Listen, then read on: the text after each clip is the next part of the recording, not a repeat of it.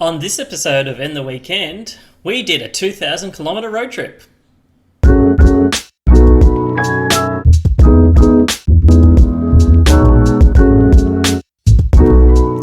Hey, I'm Andrew. Hey, I'm Shane.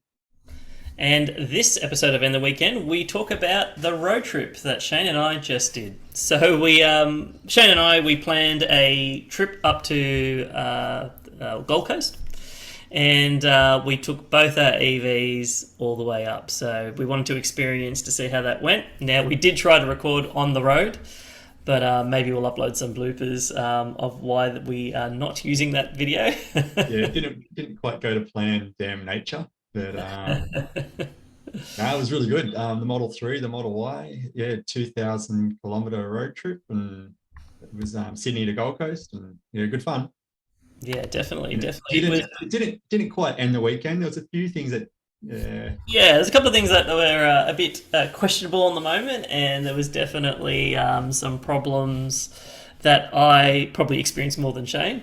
But let's start off, Shane. So I started off leaving my place out Windsor Way, and I left at about 2:30 to go pick up my daughter from school for 3, and then we head on our way. Now you left a little bit earlier than me, didn't you? yeah, around 2-ish, I think, from Western Sydney ourselves, and yeah, we probably a little bit about an hour in front of you, I reckon. Yeah.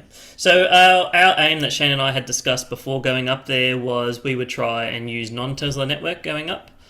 Two reasons. One, just to see what the experience was like using a non-Tesla network, and two, to see, yeah, how different it is, and because it's slightly cheaper than the Tesla network when it comes to electricity costs.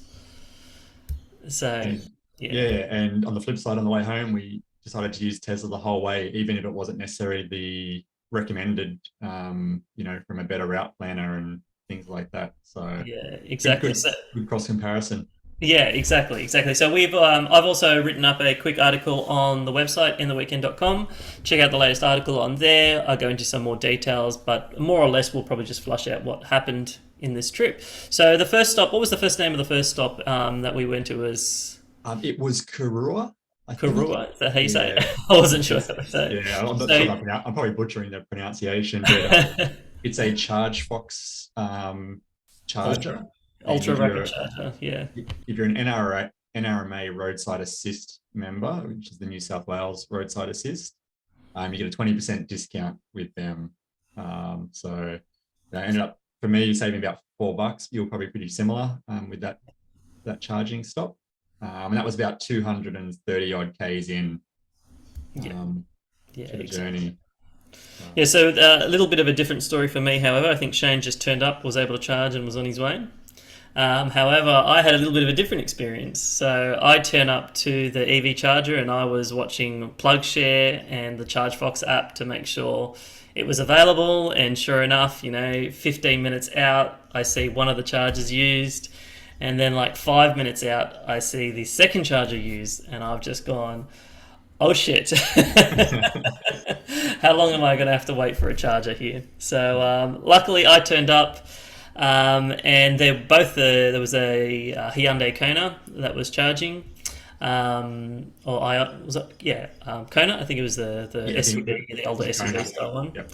And there was a Tesla Model 3, and it was a secret performance, or a disguised performance. I can't remember what he called it.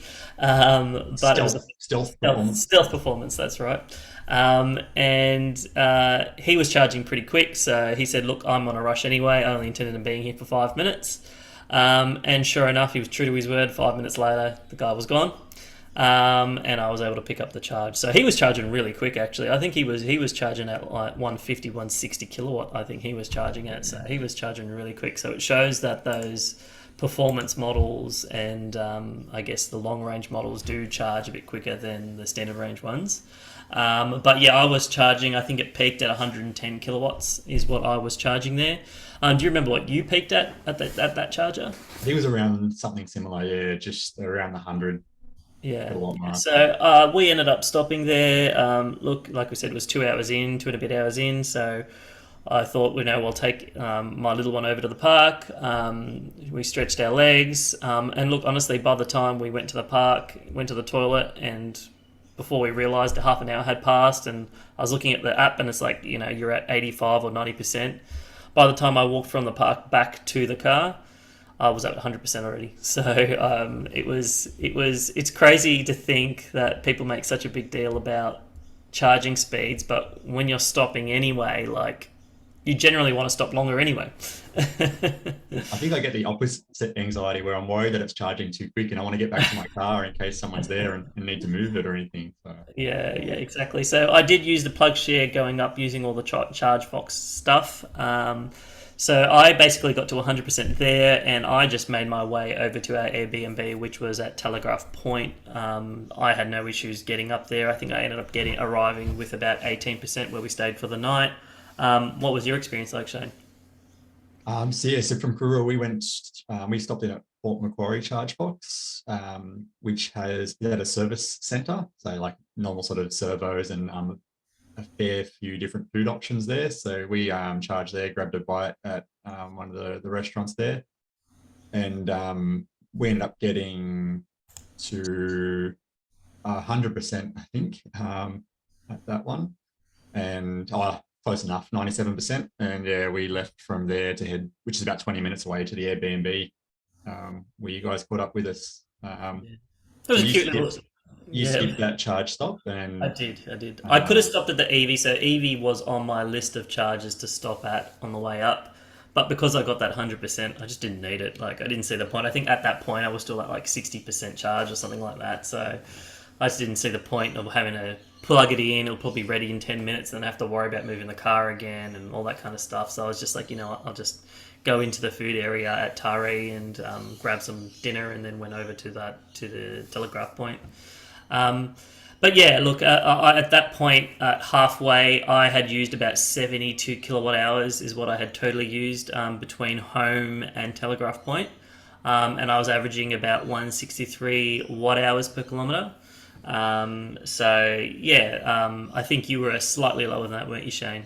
Yeah, so in the Model 3, I was averaging about 138 watt hours per kilometre. Which is, I think, yours is still pretty good. Obviously, the Model 3 being a little bit more streamlined and aerodynamic, you'd expect it to be. And we had half a person less in the car. And all the associated luggage with associated people. So, yeah. So you would have been a little bit more weight there and things like that. So, but I think probably moving on to the Airbnb side of things, which is a beautiful place called the Farmhouse. At Telegraph Point there. We had the Airbnb hostess had kindly allowed us to charge there if we wanted to, so I didn't bother. But yeah, there wasn't because I just went straight there. I arrived with about 18% battery. So if I didn't get there, it would have been fine. I could have made my way back to the Port Macquarie Supercharger if I needed to, or go to the Chargefox one. It wasn't that big a deal, so I wasn't concerned from that point of view with range left in the car, but it was just nice to have. So overnight, I left it plugged in, and it got up to, I think it was 75% is what we ended up getting to, or 70%, something like that, just over a standard, 10 amp plug with the 10 amp outlet. Yeah. So that was really handy. It was interesting for me. I've got the new energy consumption app that Tesla provided in the latest update. Unfortunately, Shane hadn't got that update by the time we did this trip. But it was cool. So it was really cool to see things like 65% of my 70% consumed was driving, 2.2 was the climate, 0.7 was the elevation, and 2% was everything else. So it's interesting to see where that power is going that you consume on the trip up. So I thought that was really cool. Yeah, I'm looking forward to getting that update. It still hasn't landed yet. Yeah, oh really? Okay, well there you go. Hopefully next couple of weeks then. Yeah. So the next morning, we got up, we had breakfast. Like we said, we tried to record an episode of the podcast. Unfortunately, there was a dog on the loose while we were recording, and he just kept interrupting, barking, and at one point stirring up the neighbours' dogs. And at one point he actually walked straight into our microphone too. So I was just like, "Nah, we're done. Can't do it." We wanted to get on the road by that time, and You get stuck Yeah. into the Queensland leg of the trip, and Yeah. so yeah, we called it there and playing catch up now. Yeah, and even at that 70, I think Shane was you were at 90% that night, and I was at 70%. But that was more than enough for us to get to the next super or the ultra rapid fast charger at where was it again? At We stopped in at Coffs Chargefox. Chargefox. Yeah, That's so it was interesting. I forgot to turn off Sentry overnight, so I had went from 91% getting at the Airbnb and left at 85%. So probably just a tip, I guess, just depending on the area you're in, if you trust it or not, could be worth turning off features like Sentry mode on the Teslas, save a bit of juice. But there was nothing to worry about. We had heaps to get to. Yeah, we Coffs Harbor. weren't worried at any point, to be honest. So yeah, we got there. I had used a total by that point of 93 kilowatt hours, and my averaging still 163 kilowatt hours. So it's interesting from the energy consumption point of view, the average energy consumption. The sticker that came on the car said 147, which is true for day-to-day driving and not freeway driving, but it's just interesting how much more that energy consumption in the Model Y at least I got on a freeway. It was definitely significantly more energy being used during the highway driving. Funny you say that because I've got mine sitting next to me here, and mine apparently says 132 watt Right. hours a km, which isn't far off. So what did you end up averaging at that point? You pretty much averaged the whole time, didn't you? Yeah, the whole trip roughly around 137, 138. It lowered when we got to Queensland and we're doing more normal day-to-day driving, like short trips and traffic and things like that. But even on the freeway, it crept up a little bit more, but it wasn't Yeah. that bad. Didn't seem as significant as in the Model Y. And the mud flaps you installed for me didn't affect range too much, so which is good. Yeah, and so at that point we went to, obviously did the tour of the big things.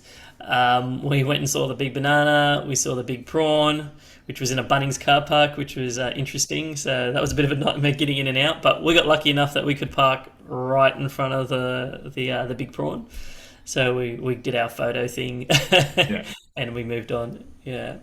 So this is when we well, for me, it was the second issue. For Shane, the first issue. We did go to the Ballina Chargefox Ultra Rapid Fast Charger, and when we got there, one was the screen wasn't working. Though the screens weren't working on the chargers, the charger physically was still working. So we were still able to plug it in. Shane was activating on the app. I was using my EV card as the RFID card to start the charging.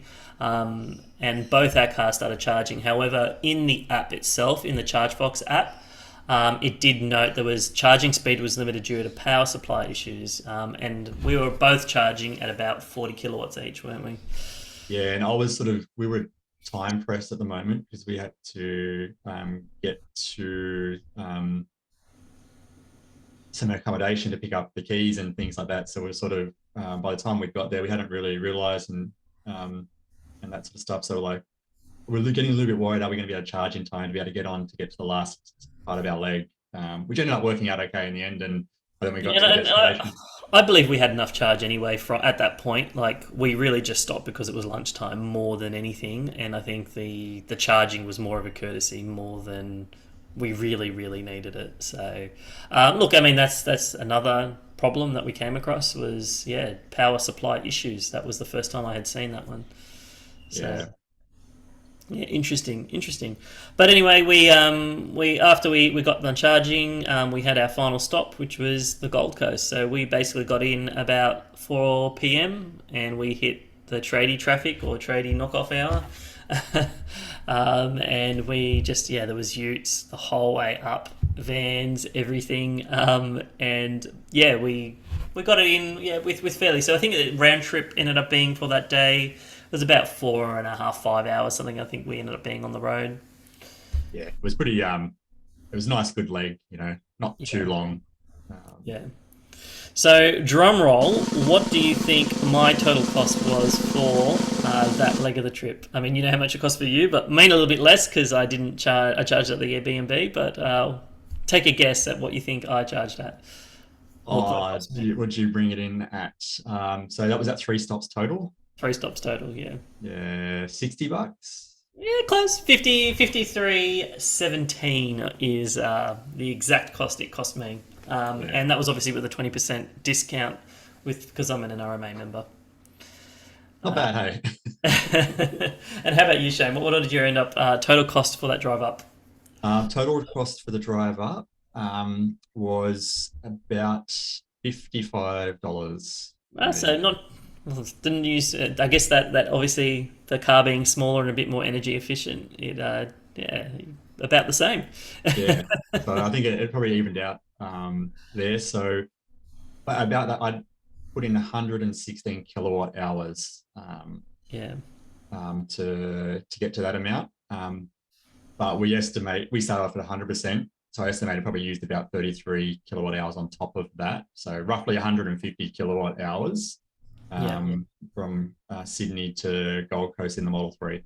Which is interesting because obviously I was taking photos at all the stops of my trip meter, and mine came in at a total of 914 kilometers for the total trip. Total energy consumed was 150 kilowatt hours, and 164 watt hours was my average consumption for that trip, which is pretty similar. Interesting that though the Y is a bigger car, yes, it's using more power, but not significantly more. Yeah, I think I had similar. We left a different. We didn't take the exact route there, but most of it was the same. And yeah, I had 920k total and 139 watt hour km at that stage. Yeah. So obviously we were up there for the weekend. We stayed for until the Monday. We would head back home on the Monday. But interestingly enough, I was staying at a friend's house and asked if I could charge my car at the house. And they said, yeah, no worries. But the closest power point was in the garage. I had brought over my heavy duty, I'm putting that in quotations, heavy duty, what do you call it, extension Extension. cord to plug in my UMC into. Now, the first night, I didn't think I really had any issues. It seemed to charge fine. It was no dramas, got to 100%. I was driving around the next day. I charged that afternoon. Shane had come around the next day too, and we swapped places. And well, yeah, I think that second night I got a message saying that the voltage had dropped, and it was reducing the amperage that it was pulling from that plug. I thought it was just late at night. There's lots of things being run. You got hot water heaters, ovens, lights, all the stuff that can result in a voltage drop. So I kind of didn't think too much of it at the time. I did double check the UMC end of that extension cord, and look, it seemed fine, didn't seem warm, didn't seem anything like that, so I wasn't too concerned. But when Shane mentioned he was getting the same message too, that's when I got a little bit worried. Yeah, so I went and checked both ends, and I went and checked the plug end, and to my surprise, the end of the extension cord inside the plug looked like it had burnt out. So Yeah. So that was the unplugging into the wall socket. extension cord into the wall socket, yeah. So Yeah. it looked like the actual pins inside. It was a see-through thing. Again, check the website if you want to see the picture. But essentially, it looks like there might have been an arc inside that connector, and that's what was causing the voltage drop. Not so much the power being used in the house, but more that I think it was just not a very good connector. Look, it could be a result of the age of that cable. I mean, it was noted as heavy duty, 10 amp cable, and I made sure it was a heavy duty cable. But yeah, it didn't work out that well. I mean, it could. I mean, I guess in theory, it could have caused a house fire. So, and that really would have ended the weekend. Absolutely. Yeah, thankfully avoided that, but it probably shows why they recommend not using extension leads. So Yeah. definitely be careful. Still have one in the Yeah. car for emergency charging, but yeah, probably keep the amperage really low and try and avoid it where possible. Yeah, I think that's the lesson I took away from that. Look, I'll try and avoid using extension cords where possible, or keep it short. Keep the extension cords short, and good quality connectors. Because I think this is probably one of the main reasons. I had a chat to one of the electricians I work with, And he reckoned it was the plug inside itself. He said to me, I would probably take that back to Bunnings and they should issue a fault for that. Yeah. Was his comment. So I said to him, look, it was years ago I bought that extension cord, so I don't know which Bunnings I bought it from, so I don't know if it was worth mentioning it. But anyway, look, I think the positive side of that is that the Tesla did have enough smarts to knock down that charging and realise that something wasn't right, and it was able to essentially save the day. So the next bit was obviously the trip back. We made the trip back via the Tesla network. And yeah, we just wanted to try something different, wanted to see how different it was, how much the cost was. And because of that issue with the charging, Shane actually didn't have a lot of charge. That you left with, how much was it? It was 74%. 74%, while I was sitting at 90 or 95, I think I was sitting at. So we opted to go to the first supercharger was at the McClean SuperChager, which is on the way down. And probably worth pointing out as well that we were planning to do this in a day trip.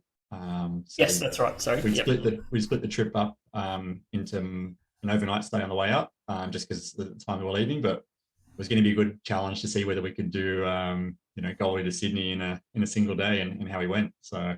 Yeah. First stop at McClean, and this is where we had our second little charging challenge. Yeah, so we turned up. There was nobody there. Shane was first. He plugged in. Yours charged reasonably quicker than mine, I think. I think the charging bay that I had picked, just for whatever reason, it wasn't charging as quick as your one. So it was charging slower. We then did have another person turn up while we were there. Another stealth performance, actually, interesting enough. Different guy.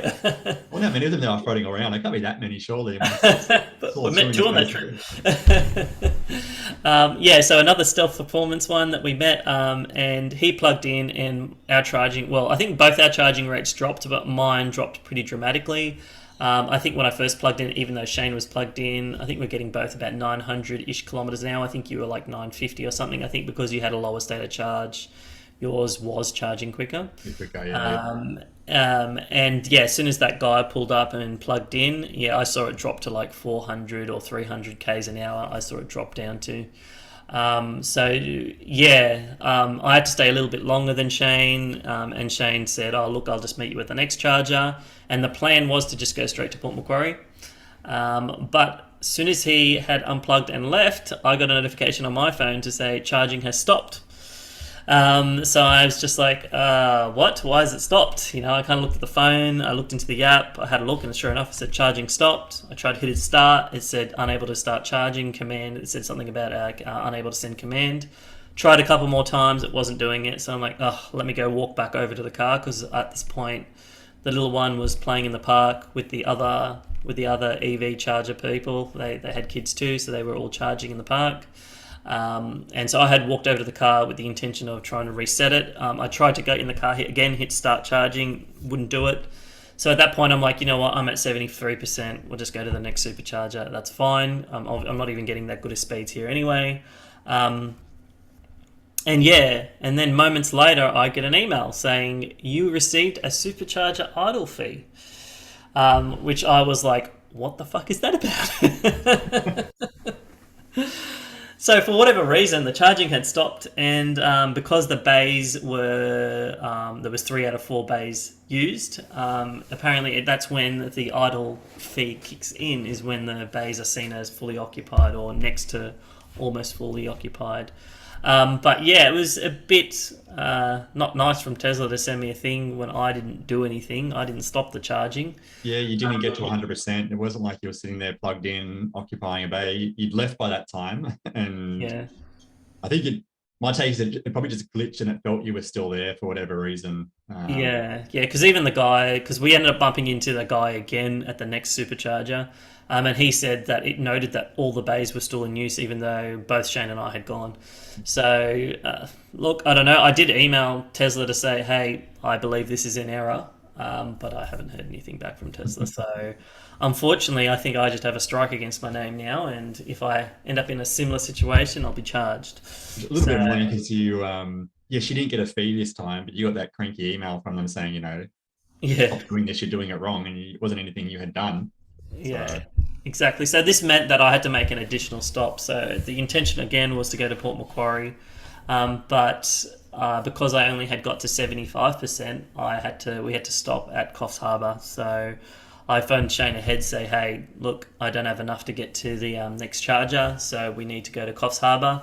And Shane said, yeah, look, we'll do a quick. We could probably worked out pretty well actually because we ended up just going to the toilets. We were there really short. I think that was probably the shortest stop we had. yeah, I think it worked out better in the end because it was going to be like almost a 3 hour leg from McClean to Port, Yeah, and it it meant we stopped, an hour and 10 minutes after we'd left McLean or whatnot. But I think it broke up that next leg out anyway, so it probably worked out for the best. yeah, yeah, exactly. I mean, and like we said, it was the shortest stop we did. I think we were 15, 20 minutes tops. I think we were there. And then it was on to the Port Macquarie stop where we had planned to stop for lunch. Tell us about the next supercharger, Shane. Yeah, so this one's at a nice spot at a winery. Just a shame that maybe on this particular time of the day that they were closed and open for business. So what it meant was we pulled up their beautiful spot, charged up. Only probably took us 10, 15 minutes to charge, but then it's like we're pretty hungry by that stage, Yeah, would have been and about one there was nowhere o'clock. to get any food. Yeah, So we ended up pulling into the Port Macquarie Service Centre where the Chargefox one is. We didn't charge there because we already had enough juice, but it meant we had like another stop there where if we had to line it up better from a lunch perspective, we would have had less downtime, I guess, and been a little bit more efficient with the charging side of things. But it's all yeah. right. We went in any hurry, and that ended up being our second last stop of the day. Yeah, exactly. And then there was obviously our final stop, which was the Heatherbrae Supercharger, which was actually a pain in the ass to get in and get out of actually. Yeah. So that was on the opposite side of the highway that we had Yeah, been traveling on. And it's at the back of a motel or an inn. yeah, And yeah, just getting out of there, we had to sort of turn right against a lot of traffic. Andrew managed to sneak across the road, I think. I I took did. the slow and steady route and went left and ended up turning A little down the bit of side street. patience. I was probably there for another minute, just waiting for traffic to clear so I could go both the other side. But yeah, it was. Yeah, I managed to get through anyway. So yeah, total cost of that trip the way back was for me $83.13 on the Tesla Supercharger network. How much did it cost you, Shane? 47 $77 on the way back, and that was intentionally leaving it. I probably could have been less conservative and been a bit more aggressive, but I wanted to arrive home without too much data charge. I ended up rocking up home with 34%, which is probably a bit too much of a buffer, but with the intention of charging it from solar if we ever get any sun again this weekend. So yeah, Yeah. pretty a fair bit more expensive. I'd say using the superchargers. And it does I it does make me think as well. Like if you're exclusively charging off Tesla superchargers, I don't think you're that much better off in an EV compared to a petrol car. Because you think the trip you would have done, that same trip, that 800 and something k's, that might be a tank and a half. In that, I mean, look, if you've got a petrol car, you're probably spending at the moment. I think we saw as high as $2.30 a litre to fill up, as low as $2. So you may be spending $110 filling up. So that's a good cost comparison when you compare it to the Tesla supercharging network. But it also shows that you can really save a lot of money by charging at other charging places or charge at home. It's just yeah, a lot cheaper to charge at home. if you can negotiate with your Airbnbs or friends, if you're staying with friends on the road trip for any reason, and even if you give them a tenner or a $20, to use their electricity, it's going to be a lot cheaper at 30 cents a kilowatt hour on average compared to the superchargers. But So what yeah, I did you think think, Shane? Did you think that the Tesla superchargers were better than the Chargefox? definitely in terms of availability, like just generally speaking, so there's more bays available. Yeah. Although there's way more Teslas on the road now as well, so that might change. I think I'm not sold on the preconditioning yet. I didn't. I'm with you Probably 100%. want to do some more benchmarking on that. I Yeah, don't.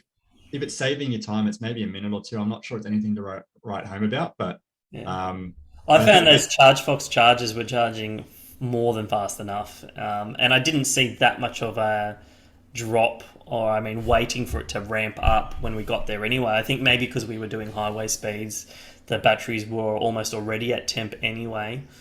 And do Um, you wonder, like with the Australian climate, at least sort of on the east coast, and I imagine probably a lot of the country, to be honest, we're probably at not a bad temperature anyway.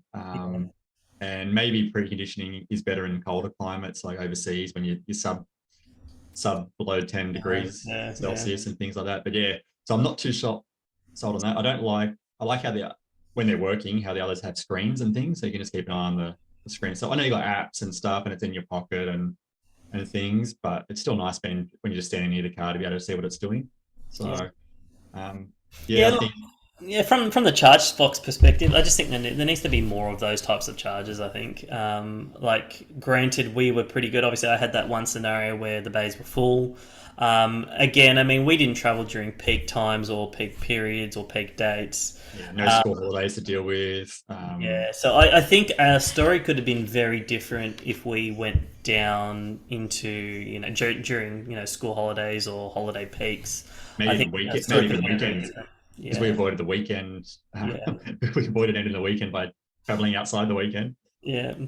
Um, Yeah, I mean, look, I think there needs to be a massive charger infrastructure still needs to be done, and yeah, I mean, obviously they all had the same issues at the end of the day, right? Like, soon as more than one person was charging, your charging rate dropped, right? And that was for both ChargeFox and for Tesla. I think the Chargefox, just because there was less of them, I think there was less bays of them. I think they just charge quicker in general.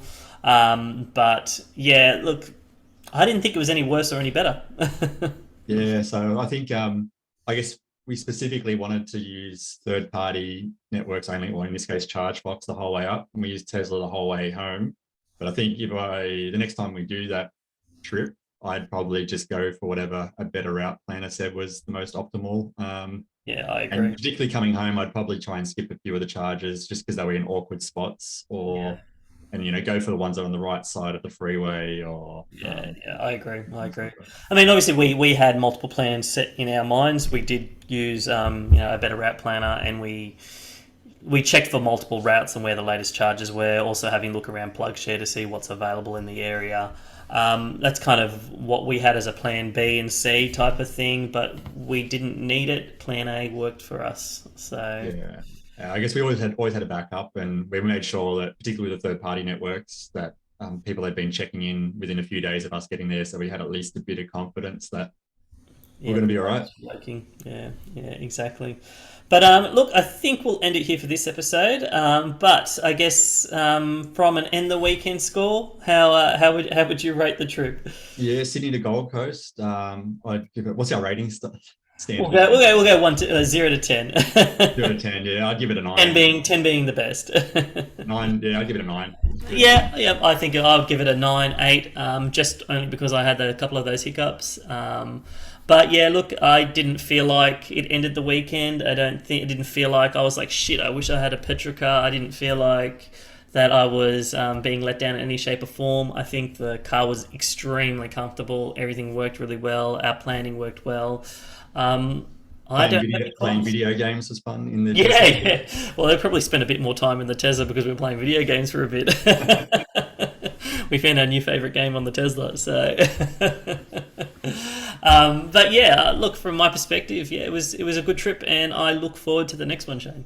Yep, yep. We'll have to plan out the next one, and Maybe we'll try and do a Victoria slash South Australia one next. So, yeah, I'd love to do stay, South Australia. yeah, stay tuned for another end of the week episode where we try and do other states Hit up from. the Great Ocean Road and give it a crack. Exactly. Anyway, I'm Andrew, I'm Shane. and thanks for watching. Bye. Bye.